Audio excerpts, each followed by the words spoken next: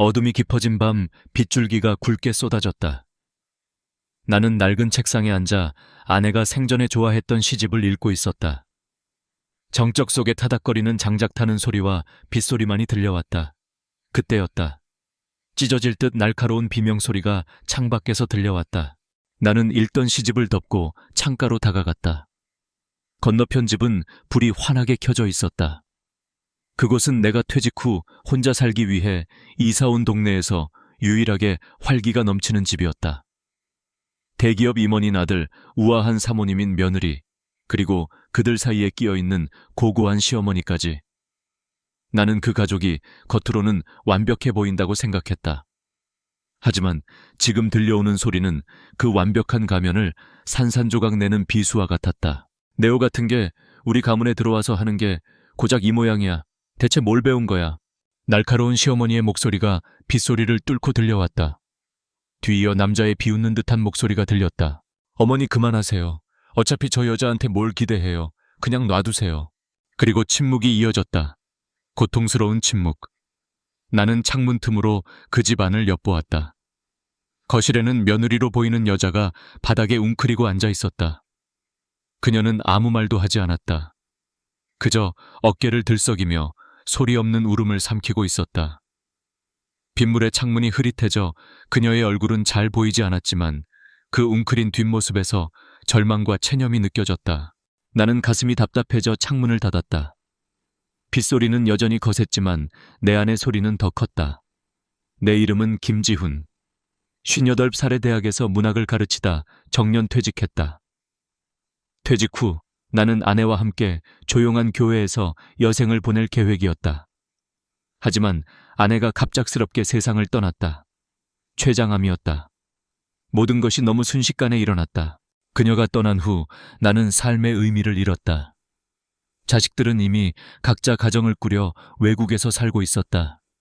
나는 혼자 남았다. 혼자 밥을 먹고 혼자 잠들고 혼자 아내의 빈자리를 바라보며 하루를 보냈다.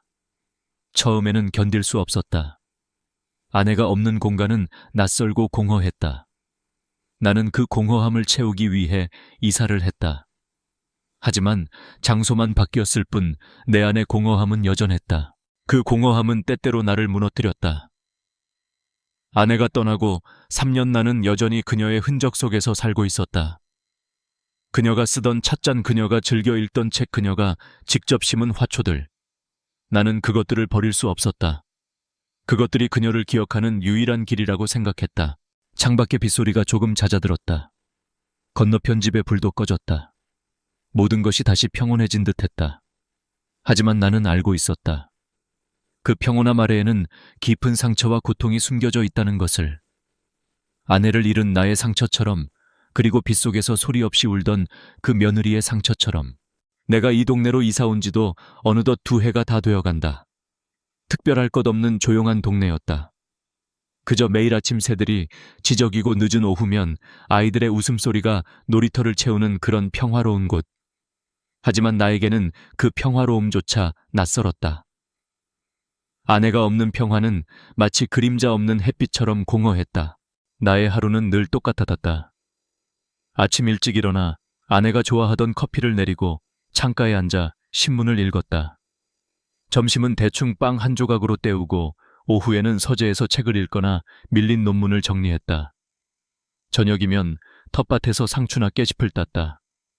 아내는 생전에 텃밭 가꾸기를 좋아했다. 나는 그녀의 손길이 닿았던 자리에 앉아 흙냄새를 맡으며 그녀를 그리워하곤 했다. 그렇게 조용하고 쓸쓸한 일상 속에서 건너편 집은 유일한 동적인 풍경이었다. 그 집은 항상 분주했다. 이른 아침부터 늦은 밤까지 끊임없이 누군가가 드나들었고 높은 담장 너머로 종종 웃음소리나 말소리가 들려왔다. 특히 며느리인 민서 씨는 매일 아침 일찍 나와 집 앞을 쓸고 작은 화단을 가꾸었다. 나는 그녀를 볼 때마다 묘한 감정을 느꼈다. 그녀는 늘 고개를 숙이고 있었다. 마치 자신의 존재를 숨기려는 사람처럼. 그녀의 옷차림은 항상 단정했지만 어딘가 모르게 지쳐 보였다. 그녀의 표정은 읽을 수 없었고 그녀의 움직임에는 활기가 없었다. 마치 껍데기만 남아있는 사람처럼. 한 번은 그녀가 무거운 쌀가마니를 들고 현관문을 열려다 비틀거리는 것을 보았다. 나는 순간적으로 달려가 도와주려 했지만 그녀의 시어머니가 먼저 나와 소리쳤다. 그것도 하나 제대로 못 들어 남들 보기에 창피하지도 않아. 민서 씨는 아무 말 없이 다시 쌀가마니를 들고 집 안으로 들어갔다. 그 뒷모습은 너무나 작고 초라해 보였다. 그녀를 볼수록 나의 마음속에는 미안함과 연민이 동시에 피어올랐다. 나는 그녀의 고통을 엿보고 있다는 죄책감에 시달리면서도 그녀의 삶에 눈을 뗄 수 없었다. 나는 그녀에게서 과거의 나 자신을 보았다. 아내가 떠난 후 나는 아무도 없는 집에서 혼자 울고 혼자 고통을 감내했다. 그때의 나는 세상과 단절된 섬과 같았다. 민서 씨 역시 그들 가족 속에서 홀로 고립된 섬처럼 보였다. 나는 그녀의 눈을 한 번도 마주친 적이 없었다. 그녀는 내가 존재한다는 사실조차 모르는 것 같았다. 그녀는 자신의 세계 안에 갇혀 있었다. 하지만 나는 그녀를 보며 많은 것을 느꼈다. 그녀의 침묵은 단순한 조용함이 아니었다. 그것은 거절당한 마음의 비명이었고 억눌린 영혼의 외침이었다. 어느 날 오후 그녀는 텃밭을 정리하고 있는 나를 건너편에서 빤히 바라보고 있었다. 평소와 달리 고개를 들고 있었다. 우리의 시선이 마주쳤다. 그녀는 순간 놀란 표정을 지으며 황급히 고개를 숙였다. 짧은 순간이었지만 나는 그녀의 눈에서 깊은 슬픔과 함께 어떤 희미한 빛을 보았다. 그것은 어둠 속에서도 꺼지지 않는 작은 불꽃 같았다. 나는 알 수 없는 이유로 가슴이 뛰었다. 그날 이후 나는 더 자주 텃밭으로 나갔다. 어쩌면 나도 모르게 그녀의 작은 불꽃에 내 마음을 기대고 있었는지도 모른다. 내게 텃밭은 아내와의 추억을 되새기는 장소이자 건너편 집의 그녀 민서 씨를 몰래 엿볼 수 있는 창이었다. 나는 알 수 없는 감정에 이끌려 매일같이 그곳에 머물렀다. 그러다 보니 그녀의 일상을 조금 더 깊숙이 들여다보게 되었다. 그녀의 삶은 겉보기에 완벽한 그 집에 속해 있었지만 실상은 그 안에 갇혀있는 새처럼 보였다. 그날도 나는 텃밭에서 시든 채소들을 정리하고 있었다. 오후의 햇살은 따스했지만 하늘은 왠지 모르게 흐릿했다. 그때 민서 씨가 집 밖으로 나왔다. 그녀는 평소와 달리 꽤 큰 캔버스 뭉치를 플라스틱 덮개로 꼼꼼히 감싸들고 있었다. 어디론가 급하게 가는 듯한 모습이었다. 나는 그녀가 다시 그림을 그리기 시작했다는 것을 직감적으로 알았다. 그녀가 버스 정류장에 도착했을 때 하늘은 약속이라도 한 것처럼 먹구름을 토해내기 시작했다. 거대한 소나기였다. 빗방울은 금세 땅을 적시고 그녀의 옷을 흠뻑 적셨다. 그녀는 캔버스 뭉치를 가슴에 꼭 끌어안고 비를 피할 곳을 찾았지만 이미 늦었다. 그녀의 몸은 덜덜 떨리고 있었다. 나는 망설일 틈도 없이 텃밭에서 일어나 그녀에게로 달려갔다. 이리 오세요. 여기 비를 피할 곳이 있습니다. 그녀는 놀란 눈으로 나를 쳐다보았다. 처음으로 그녀의 눈을 이렇게 가까이서 마주했다. 그녀의 눈은 젖어 있었다. 빗물 때문인지 아니면 다른 이유 때문인지 알 수 없었지만 그 눈빛은 깊은 슬픔과 함께 어떤 절박함을 담고 있었다. 나는 그녀를 우리 집 처마 밑으로 데려갔다. 그녀는 캔버스 뭉치를 바닥에 내려놓고 비에 젖은 몸을 감싸 안았다. 괜찮습니다. 어서 들어가서 따뜻한 물에 몸을 녹이세요. 그녀는 고개를 저었다. 괜찮습니다, 선생님. 폐를 끼쳐서 죄송합니다. 나는 그녀의 젖은 모습을 보며 가슴이 아팠다. 폐는 무슨 폐입니까? 이웃인데 당연히 도와드려야죠.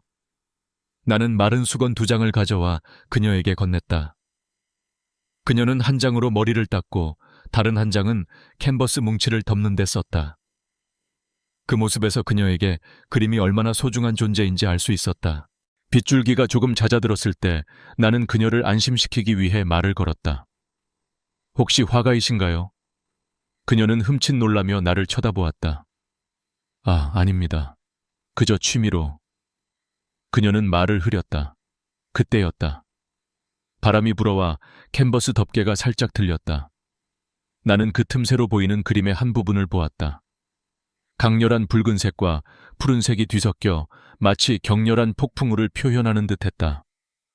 그 그림은 그녀의 조용하고 초연한 겉모습과는 완전히 다른 내면의 격정적인 감정을 그대로 드러내고 있었다. 나는 아무 말도 하지 못했다. 그 그림은 그녀의 침묵 뒤에 숨겨진 진실을 말해주고 있었다. 그녀의 침묵은 체념이 아니라 거대한 폭풍을 견뎌내기 위한 처절한 싸움이었다는 것을. 나는 그녀가 숨기고 싶어 했던 내면의 진짜 모습을 보게 된 것이다. 얼마 후 비가 완전히 그쳤다. 그녀는 감사의 인사를 하고 서둘러 집으로 돌아갔다. 그녀가 떠난 후에도 나는 한참 동안 처마 밑에 서 있었다. 내 손에는 그녀가 썼던 수건이 들려 있었다. 수건에서는 비에 젖은 풀잎 냄새와 함께 그녀에게서 나는 미약한 꽃향기가 느껴졌다. 나는 그 수건을 가만히 쥐고 있었다.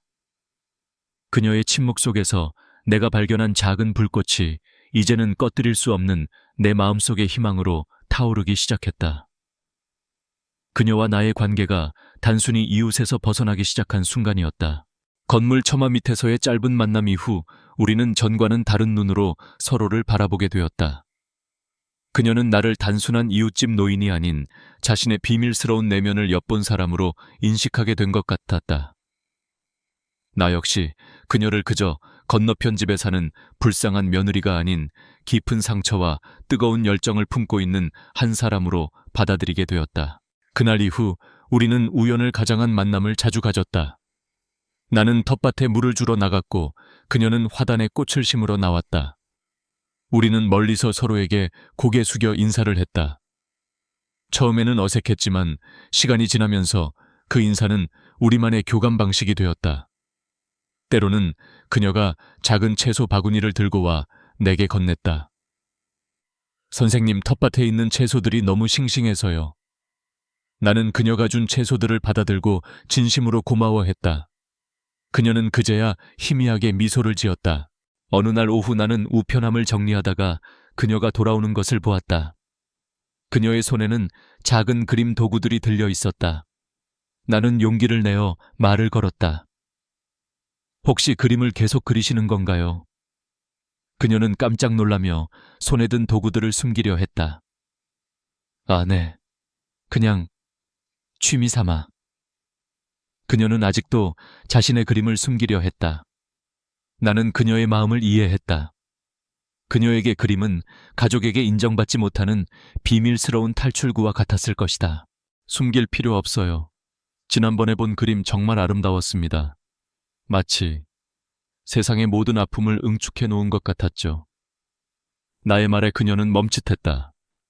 그녀의 눈빛에는 놀라움과 함께 처음으로 누군가에게 이해받았다는 안도감이 서려 있었다.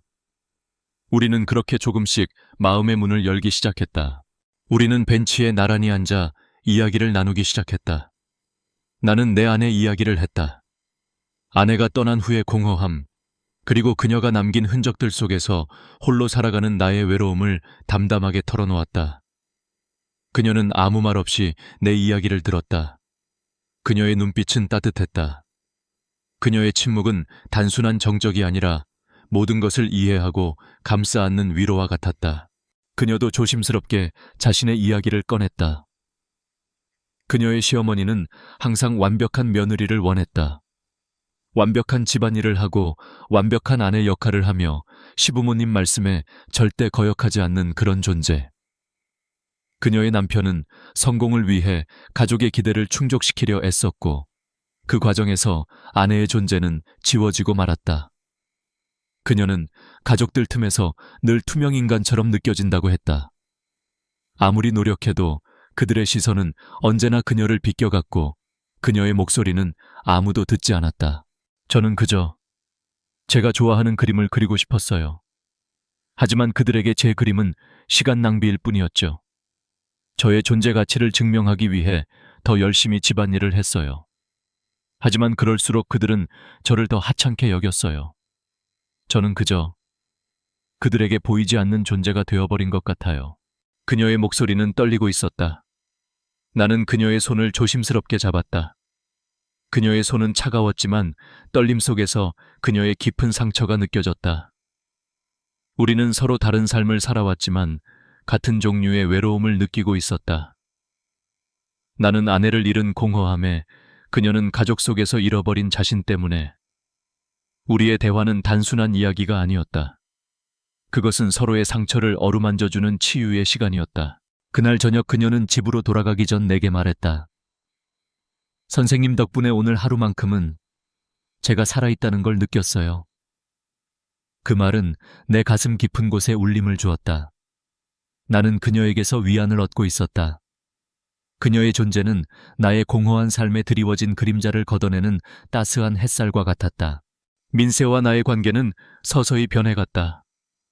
이웃집 담장 아래서 나누던 짧은 인사와 대화는 이제는 내 집 거실에서 따뜻한 차를 마시며 진지한 이야기를 나누는 시간으로 바뀌었다. 그녀는 여전히 침묵하는 시간이 많았지만 그 침묵 속에는 더 이상 고통이나 체념이 아닌 깊은 사색과 평화가 깃들어 있었다. 어느 날 그녀가 작은 캔버스와 스케치 도구들을 들고 내 집을 찾아왔다. 선생님 혹시 괜찮으시다면 저를 위해 잠시 모델이 되어주실 수 있으신가요? 그녀의 조심스러운 제안에 나는 놀랐지만 기꺼이 응했다.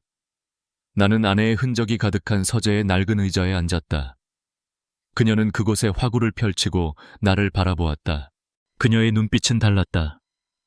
이전에는 늘 고통과 슬픔으로 가득 차 있었던 그녀의 눈이 지금은 예술가의 그것처럼 빛나고 있었다. 그녀는 단순히 내 얼굴을 그리는 것이 아니었다. 그녀는 내 안에 숨겨진 세월의 흔적 아내를 향한 그리움, 그리고 외로운 노년의 고독까지 담아내려 애썼다. 그녀의 섬세한 손길은 캔버스 위에서 나의 내면을 천천히 끄집어냈다. 나는 그녀가 그림을 그리는 동안 그녀의 이야기를 더 깊이 듣게 되었다. 그녀의 남편은 어릴 적부터 엘리트 코스를 밟아왔고 그녀의 시부모님은 그런 아들에게 걸맞은 완벽한 아내를 원했다. 그녀는 그 기대에 부응하기 위해 자신의 모든 것을 포기해야 했다. 그녀는 미술을 전공했지만 결혼 후 붓을 꺾고 가정주부의 삶에만 충실해야 했다. 그녀의 그림은 가족들에게 쓸데없는 취미로 치부되었고 그녀의 재능은 빛을 보지 못한 채 억압되었다. 사실 저에게는 그림을 포기할 수 없는 특별한 이유가 있어요. 그녀는 잠시 붓을 멈추고 말했다. 돌아가신 어머니께서 그러셨거든요. 네가 가진 재능은 하늘이 주신 선물이다. 절대 포기하지 말고 네 영혼이 부르는 대로 그림을 그리렴.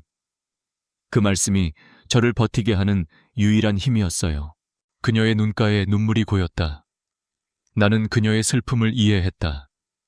그녀는 사랑하는 어머니와의 약속을 지키기 위해 그리고 자신의 존재를 잃지 않기 위해 필사적으로 그림을 그리고 있었던 것이다. 그녀의 그림은 단순한 취미가 아니었다. 그것은 그녀의 정체성이었고 그녀의 마지막 자존심이었다.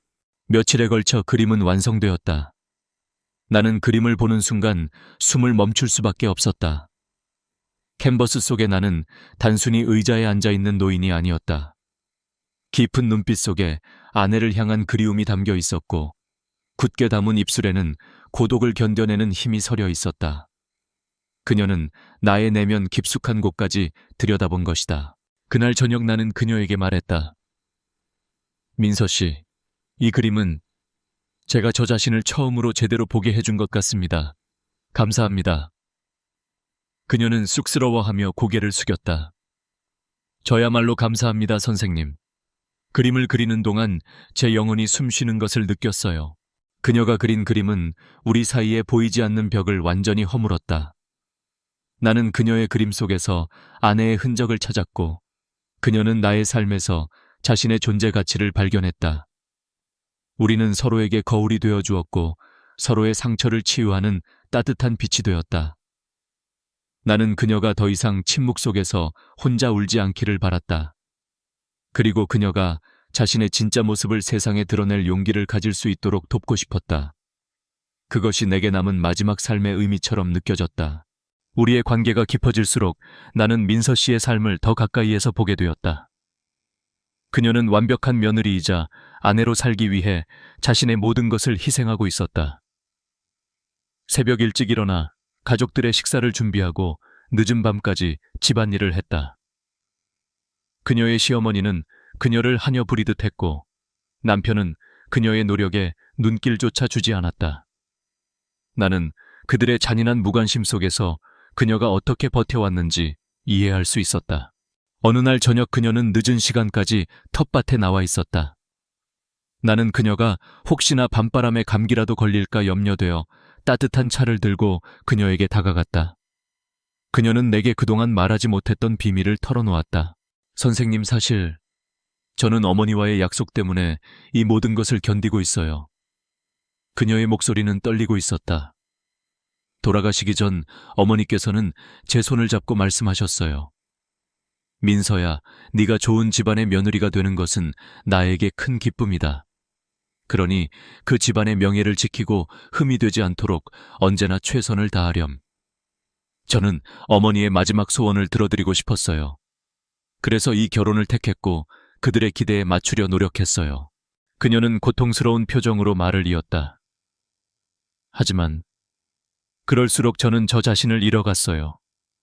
그들에게 저는 그저 훌륭한 가문의 명예를 빛낼 도구일 뿐이었어요. 그들은 제 그림을 쓸데없는 짓이라며 비웃었고 제 존재 자체를 하찮게 여겼어요. 저는 제가 누군지 잊어버린 것 같아요. 그녀의 이야기는 내게 깊은 슬픔과 분노를 안겨주었다. 나는 그녀의 어머니가 어떤 마음으로 그런 말을 했을지 짐작할 수 있었다. 아마도 가난한 집안에서 태어난 딸이 부유하고 좋은 가문에서 행복하게 살기를 바랐을 것이다. 하지만 그 약속은 오히려 그녀를 옥죄는 족쇄가 되어버렸다. 민서 씨, 그건 약속이 아니에요. 어머니의 사랑이었죠. 하지만 사랑은 누군가를 억압하는 것이 아닙니다. 어머니도 민서 씨가 이렇게 불행하게 살기를 바라지는 않으셨을 겁니다. 나의 말에 그녀는 눈물을 흘렸다. 하지만 저는 어머니께 약속을 지키지 못하는 불효녀가 될까봐 두려워요. 저는 어떻게 해야 할지 모르겠어요. 나는 아무 말 없이 그녀의 손을 잡았다. 차가운 그녀의 손은 내 따뜻한 온기로 인해 조금씩 온기를 되찾는 듯했다. 나는 그녀에게 힘이 되어주고 싶었다. 그녀가 그 족쇄를 스스로 풀고 잃어버린 자신의 정체성을 되찾을 수 있도록 돕고 싶었다. 그날 밤 나는 잠을 이룰 수 없었다. 나는 그녀의 진짜 모습을 세상에 드러낼 방법을 고민했다. 그녀의 재능은 그 어떤 것보다 빛나는 것이었고, 그것은 그녀가 스스로의 존재 가치를 증명할 수 있는 유일한 길이었다. 나는 그녀를 위해 조용히 움직이기로 결심했다. 그녀가 말한 약속을 깨지 않으면서도 그녀를 구할 수 있는 방법을 찾고 싶었다. 그것은 나의 마지막 자존심이기도 했다. 그녀를 사랑하는 마음으로 나는 그녀의 삶을 되찾아주기로 조용히 맹세했다. 그것은 내가 그녀에게 해줄 수 있는 가장 큰 위로이자 사랑이었다. 나의 조용하고 평온한 일상과 달리 건너편 집의 폭풍은 점점 거세지고 있었다. 처음에는 가끔씩 들려오던 날카로운 말소리와 비명소리가 이제는 거의 매일 밤 나의 잠을 방해하는 불협화음이 되었다. 나는 더 이상 무심한 관찰자로 남아있을 수 없었다. 민서 씨를 알아가면서 그들의 잔인함이 내게 직접적인 고통으로 다가왔다. 마치 내가 그들 가족의 일원이 되어 그녀의 고통을 함께 나누는 것만 같았다. 어느 날 저녁이었다. 나는 서재 창가에 앉아 그녀가 선물해준 그림을 바라보고 있었다. 그녀가 내게 그려준 초상화에는 겉으로 드러나지 않는 나의 내면의 외로움과 슬픔이 고스란히 담겨 있었다. 그때 건너편 집에서 격렬한 소리가 들려왔다. 단순한 말다툼이 아니었다. 무언가 깨지는 소리, 그리고 시어머니의 끓어오르는 분노가 담긴 목소리가 창문을 뚫고 들려왔다. 내가 사람이냐? 네가 아내 노릇을 제대로 못하니 우리 아들이 밖으로 나도는 것 아니냐? 남자들이란 원래 밖에서 위안을 찾는 법이야. 다 너 때문이야.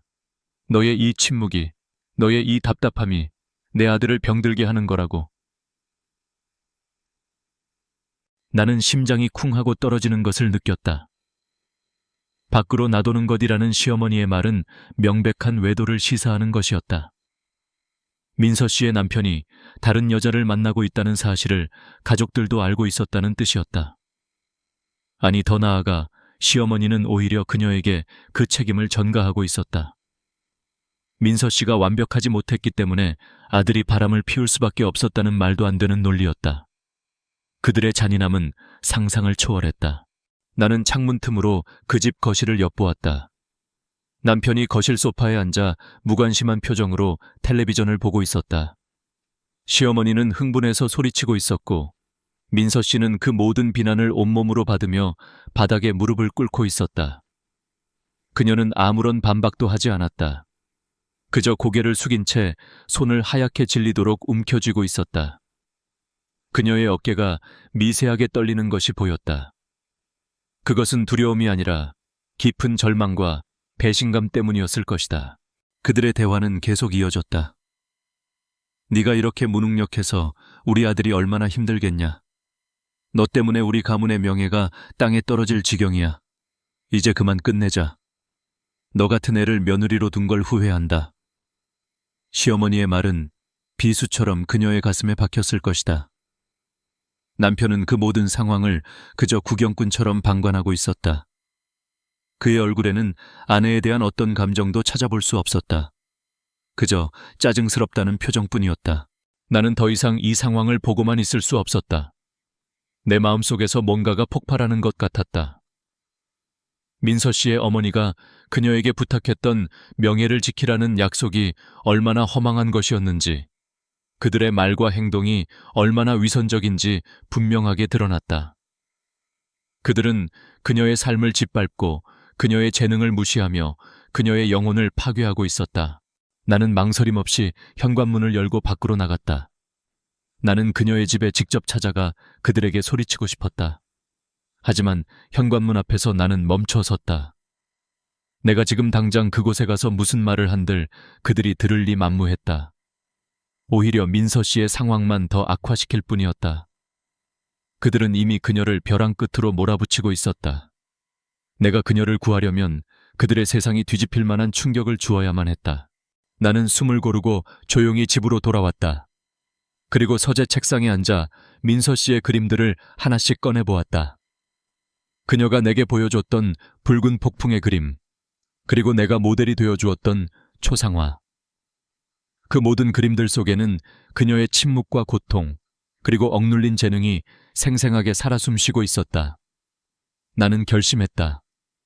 그녀가 가진 가장 강력한 무기, 즉 그녀의 재능을 세상에 드러내기로. 그것만이 그녀를 그 지옥 같은 집에서 구해낼 유일한 방법이었다.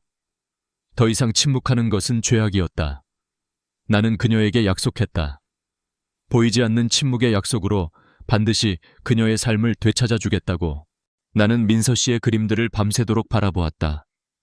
붉은 폭풍을 담은 추상화, 그리고 내가 모델이 되어 주었던 초상화. 그 그림들은 그녀의 침묵과 고통, 그리고 억압된 내면의 열정을 고스란히 담고 있었다. 나는 그녀가 숨겨왔던 이 재능이야말로 그녀를 구원할 유일한 열쇠라는 것을 확신했다. 그녀의 진짜 모습을 세상에 드러내는 것, 그것이 내가 그녀에게 해줄 수 있는 가장 큰 사랑이자 그녀의 어머니와의 약속을 진정으로 지키는 길이라고 믿었다. 며칠 후 나는 신문 한 귀퉁이에서 작은 기사를 발견했다. 고독의 화가 윤 작가 국제전시회 개최. 기사에는 그 화가가 윤이라는 가명으로 활동하며 좀처럼 대중 앞에 모습을 드러내지 않는 신비주의 화가라고 설명되어 있었다. 나는 기사에 실린 작품 사진을 보는 순간 심장이 멎는 것만 같았다. 그 작품은 그녀가 내게 보여주었던 붉은 폭풍의 그림과 놀랍도록 흡사했다. 나는 직감적으로 알았다. 민서 씨가 바로 그 유명한 화가 윤이라는 것을. 나는 떨리는 손으로 전화기를 들었다. 민서 씨, 혹시 윤이라는 화가를 아십니까? 그녀는 당황한 목소리로 대답했다. 네, 아는 사람입니다. 그녀는 더 이상 말을 잇지 못했다. 나는 단호하게 말했다. 그렇다면 당신이 바로 그 윤 작가님이군요. 전시회에 함께 가시죠. 그녀는 두려움에 떨었다. 선생님, 그건 안 돼요. 저희 가족이 알면 큰일 나요. 저는 그저 어머니와의 약속을 지키며 조용히 살고 싶을 뿐이에요. 나는 그녀를 설득하기 위해 나의 모든 진심을 담아 말했다. 민서 씨, 당신의 어머니는 당신이 이렇게 불행하게 살기를 바라지 않으셨을 겁니다. 이 전시회는 당신에게 주어진 두 번째 기회입니다. 당신의 진짜 모습을 되찾고 당신의 목소리를 세상에 들려줄 기회 말입니다. 당신은 더 이상 그들의 침묵 속에 갇혀 있을 필요가 없습니다. 나의 간절함에 그녀는 결국 고개를 끄덕였다. 그녀의 눈에는 여전히 두려움이 서려 있었지만 그와 함께 희미한 희망의 빛도 보였다. 우리는 전시회 당일 약속 장소에서 만났다. 그녀는 평소와 다름없는 단정한 옷차림이었지만 그녀의 눈빛은 전과는 달랐다. 억눌렸던 열정이 되살아난 듯 은은하게 빛나고 있었다. 우리는 함께 전시회장으로 향했다. 화려한 옷을 입은 사람들이 가득했고 웅성거리는 소리 속에서 유명인들의 이름이 오갔다. 나는 그녀를 보호하듯 사람들로부터 조금 떨어진 곳에 머물렀다. 수많은 사람들이 그녀의 작품을 감상하고 있었다. 그들은 작품의 깊이와 감정에 감탄하며 윤 작가의 정체를 궁금해했다. 나는 그들의 감탄하는 모습을 보며 뿌듯함과 함께 이제 곧 벌어질 일에 대한 긴장감으로 온몸이 떨렸다. 그때 저 멀리서 익숙한 얼굴들이 보였다. 민서 씨의 시어머니와 남편이었다. 그들은 우아한 미소를 지으며 사람들과 인사를 나누고 있었다. 시어머니는 남편에게 말했다. 여보, 윤 작가의 작품은 꼭 하나 사야 해요. 우리 가문의 품격을 한층 더 높여줄 거예요.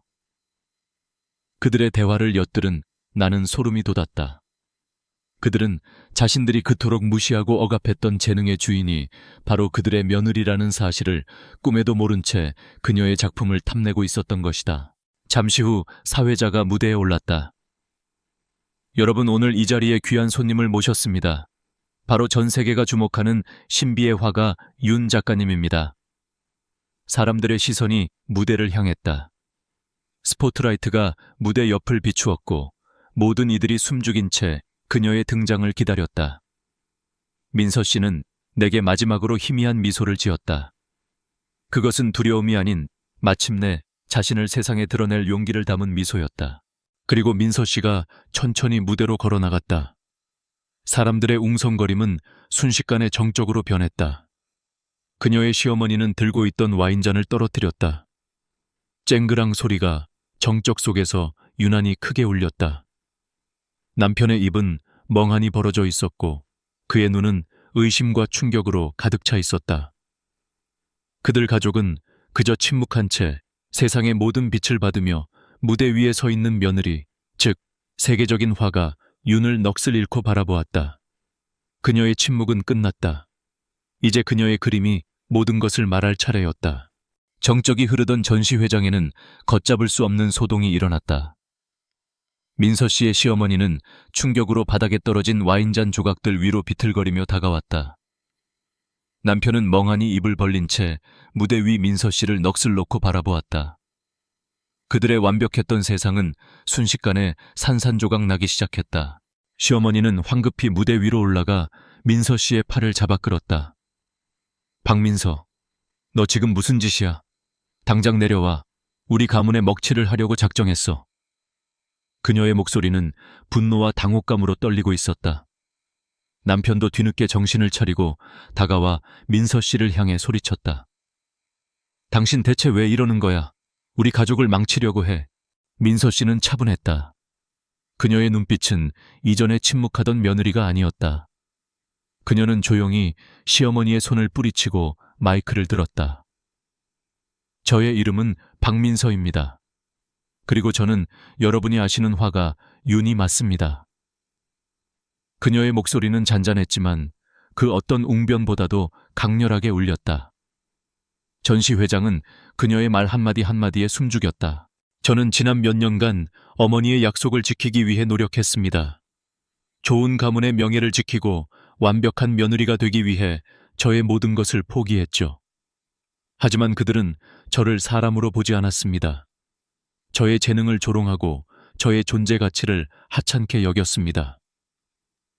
그녀는 담담하게 자신의 이야기를 이어나갔다. 그들의 위선적인 행동과 그녀가 감내해야 했던 고통이 그녀의 입을 통해 세상에 공개되는 순간이었다. 나는 무대 아래에서 이 모든 상황을 지켜보고 있었다. 바로 그때 내가 미리 준비해 두었던 계획이 실행되었다. 전시회장 곳곳에 설치된 대형 스크린에 뉴스가 송출되기 시작했다. 유명기업 임원안의 박민서 씨가 국제적인 화가 윤작가로 밝혀진 직후 내연녀와의 관계 충격 폭로. 스크린에는 민서 씨의 남편이 다른 여자와 함께 있는 사진들이 고스란히 담겨 있었다. 내가 그동안 몰래 수집했던 증거들이 세상의 빛을 보는 순간이었다. 전시회장은 다시 한번 거대한 소동에 휩싸였다. 사람들의 수군거림은 비난과 경멸로 바뀌었다. 시어머니는 얼굴이 하얗게 질렸고 남편은 모든 것을 잃은 표정으로 무너져 내렸다. 그들의 완벽한 가면은 완전히 벗겨졌다. 그들은 더 이상 존경받는 기업가와 우아한 사모님이 아니었다. 그들은 그저 위선과 거짓으로 가득 찬 가증스러운 사람들이었다. 민서야, 제발. 오해가 있었어. 이 모든 게 잘못된 정보야. 용서해줘. 시어머니는 민서 씨의 다리에 매달려 빌었다. 남편도 마찬가지였다. 당신, 우리가 얼마나 당신을 사랑하는데 제발 집으로 돌아가자. 그들의 눈에는 사랑이 아닌 오직 자신들의 명예와 재산을 잃을지도 모른다는 공포만이 가득했다. 민서 씨는 그들의 손을 차갑게 뿌리쳤다. 사랑이요. 당신들에게는 사랑이 아니라 소유였겠죠. 저는 더 이상 당신들의 소유물이 아닙니다. 저는 화가 윤입니다. 그녀의 목소리에는 단호함이 깃들어 있었다. 그녀는 그들을 한 번도 돌아보지 않고 무대에서 내려왔다. 나는 그녀에게 다가가 조용히 그녀의 어깨를 감쌌다. 그녀는 내게 희미한 미소를 보냈다. 그것은 모든 억압과 고통에서 해방된 자유의 미소였다. 우리는 수많은 카메라 플래시 세례와 사람들의 시선 속에서 전시회장을 빠져나왔다. 뒤를 돌아보니 남겨진 그들은 무너진 성벽처럼 초라하게 서 있었다. 그들이 그토록 지키려 했던 가문의 명예는 민서 씨의 진실 앞에 속절없이 무너져 내렸다. 그녀는 더 이상 침묵하는 며느리가 아니었다. 그녀는 자신의 목소리를 되찾았고 자신의 삶을 되찾았다. 나는 그녀의 곁에서 그녀의 새로운 시작을 함께하고 있었다. 전시회 이후 민서 씨의 삶은 완전히 새로운 국면을 맞이했다. 세상은 충격에 휩싸였고 그녀의 이야기는 순식간에 수많은 매체를 통해 퍼져나갔다. 그동안 그녀를 무시하고 억압했던 가족들은 한순간에 모든 것을 잃었다. 그들이 그토록 중요하게 여겼던 가문의 명예와 사회적 지위는 땅에 떨어졌고 남편의 불륜 사실까지 드러나면서 그들의 위선은 만천하에 공개되었다. 민서 씨는 더 이상 그들의 며느리가 아니었다. 그녀는 모든 것을 정리하고 이혼 서류에 도장을 찍었다. 며칠 후 민서 씨가 이삿짐을 꾸리는 것을 보았다. 나는 그녀가 새로운 삶을 찾아 멀리 떠날 것이라 생각했다. 하지만 놀랍게도 그녀가 이사 온 곳은 바로 우리 집 옆이었다. 낡은 창고로 쓰이던 작은 집을 샀다고 했다. 나는 그녀의 선택에 알 수 없는 기쁨을 느꼈다. 이제 우리의 삶은 이웃이라는 물리적 거리뿐만 아니라 마음의 거리까지 한층 더 가까워졌다. 나의 하루는 더 이상 혼자가 아니었다. 아침이면 함께 텃밭에 나가 풀을 뽑고 새로 심을 꽃씨를 의논했다. 오후에는 그녀가 직접 내린 커피를 마시며 이야기를 나누었다. 그녀는 이제 더 이상 침묵하지 않았다. 그녀는 활짝 웃었고 자신의 생각을 자유롭게 말했다. 가끔씩 그녀의 눈빛에 과거의 슬픔이 스치고 지나갔지만 그것은 더 이상 그녀를 짓누르는 고통이 아니었다. 그녀는 그 모든 상처를 그림으로 승화시켰다. 그녀는 매일 작은 작업실에서 그림을 그렸다. 더 이상 가족들의 눈치를 볼 필요도 재능을 숨길 필요도 없었다. 그녀의 그림에는 고통 대신 평화와 희망이 담겨 있었다. 그녀가 그린 풍경화에는 따뜻한 햇살이 가득했고 인물화에는 살아있는 생기가 넘쳤다. 그녀는 그림을 통해 잃어버렸던 자신을 되찾았다. 나 역시 마찬가지였다. 아내를 잃은 슬픔은 여전히 내 마음 한구석에 남아 있었지만 그것은 더 이상 나를 짓누르는 무게가 아니었다. 민서 씨의 존재는 나의 공허했던 삶을 채워주는 따스한 빛과 같았다. 우리는 서로에게 아내와 남편의 자리를 대신하는 관계가 아니었다. 우리는 그저 서로의 외로움을 이해하고 서로의 삶을 응원해주는 세상에서 가장 특별한 동반자였다. 어느 화창한 오후, 우리는 텃밭 옆 작은 테이블에 앉아 차를 마셨다. 노을이 지고 있었다. 붉게 물든 하늘이 아름다웠다. 민서 씨는 내게 물었다. 선생님은 이제 더 이상 외로우신가요? 나는 그녀의 손을 잡았다. 그녀의 손은 이제 더 이상 차갑지 않았다. 따스한 온기가 느껴졌다. 나는 그녀에게 말했다. 외로움은 여전히 있겠지요. 하지만 이제는 그 외로움이 더 이상 저를 아프게 하지 않습니다. 당신이 곁에 있으니 외로움도 아름다운 풍경처럼 느껴집니다. 그녀는 환하게 웃었다. 나는 그녀의 웃음소리를 들으며 내 마음속에 평화가 찾아왔음을 느꼈다. 우리는 그렇게 서로의 곁에서 조용히 그리고 따스하게 새로운 삶을 시작했다. 한때 침묵 속에서 고통받던 며느리와 아내를 잃고 홀로 외로워하던 노인은 서로의 존재를 통해 진정한 구원을 얻었다. 우리의 이야기는 거창한 해피엔딩은 아니었지만 소박하고 진실된 행복으로 가득 찬 가장 아름다운 결말이었다.